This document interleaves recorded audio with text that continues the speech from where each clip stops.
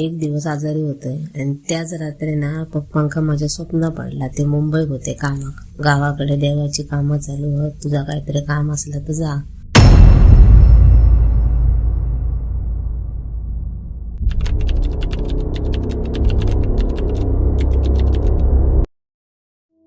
ह्यो सगळो अनुभव माझ्या आईसोबतच घडलो असा आणि तो पण एकदम सत्य.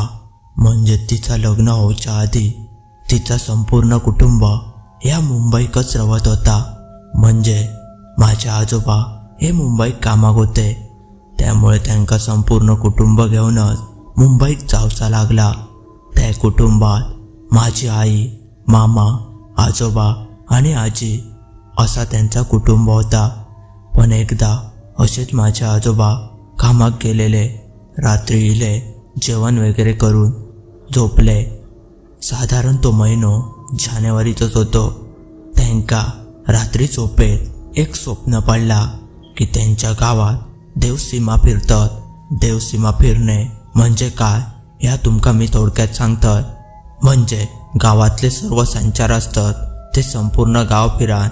ज्याचा कोणाक भूतबाधा किंवा कर्णीबाधा झाली तर ते संचार ती उडवून लावतात आणि आपल्या गावाक सुखरूप ठेवतात. एका म्हणतात सीमा फिरणे. तर आपण पुढे बघूया.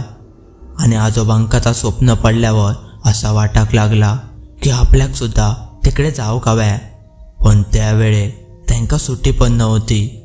माझी आई म्हणजे त्यांची मुलगी ही खूपच आजारी पडली होती.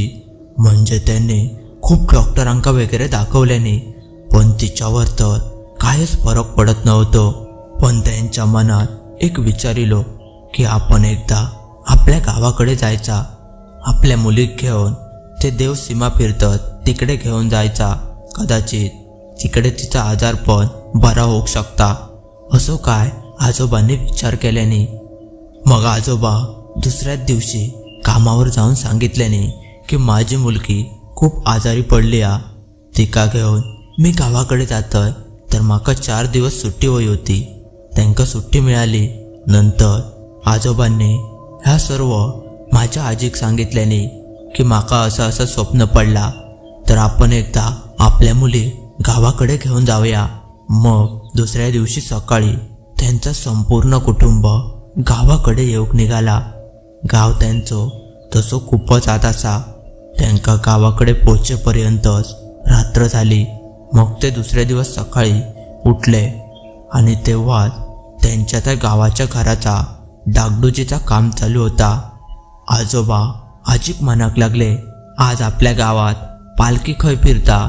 म्हणजे खंयच्या वाडीत आज असतली ह्या कोणाक तरी विचारू गया. मग शेजाऱ्यांका विचारल्याने त्यांनी सांगितल्याने की बाजूच्याच वाडीत आज देव असतले. मग त्यांनी लवकर अंघोळ वगैरे करून तयारी केल्याने आणि त्यांची सर्व फॅमिली तिकडे जाऊक निघाली. पण माझी आई मात्र तिकडे जाऊक तयारच नव्हती. ती सांगत होती, तुम्ही सर्व जावा, मी रवतय हयत. तरी पण कसे बसे ओढून माझ्या आई आजोबा आणि घेऊन गेले. आणि तिकडे गेल्यावर त्यांका वाटेकत ती पालखी भेटली.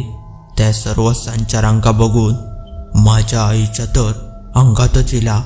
आणि तेवढ्यातच एक संचार तिच्या जवळ इलो आणि तिच्या पायावर काठीच मारून दिल्या आणि तिच्या केसांका पकडल्या. आणि बाकीची माणसा या सर्व बघत होती.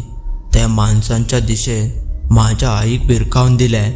आणि सर्व संचार होते ते आमच्या गावाच्या सीमेवर जाऊक निघाले. आणि त्यांच्यासोबत माझी आई सुद्धा होती. ती तिकडे गेल्यावर आईक त्या संचारांनी काय विचारल्याने की तू एका कशाक पकडलंस, सोडतोस की नाही. तर माझ्या आईच्या अंगात जा कोण होता त्यांनी सांगितले की सोडतलय, पण माका काय लागता ता तुका आणून देवचा लागतला. मग माझ्या आईच्या अंगात जा कोण होता त्यांनी सांगितले की माका बांगडे, कुंकू असा काय लागता ह्या सर्व त्यांनी सांगितले. आणि माझ्या आईचे काका सुद्धा तिकडे होते. ते सर्व लागणारा सामान घेऊन इले. आणि माझ्या आईच्या अंगात जा कोण होता त्याच्याकडे दिल्याने ता घेतल्यावर आईन त्या हातात घेतल्या आणि त्या सर्व बांगड्यांचो एका झटक्यातच चुरो करून टाकल्यान. नंतर तिका ते सर्व संचार खंय तरी घेऊन गेले आणि काय काय विधी होते ते सर्व विधी पार पाडल्याने मग या सर्व झाल्यानंतर तिका हळूहळू समजाक लागला.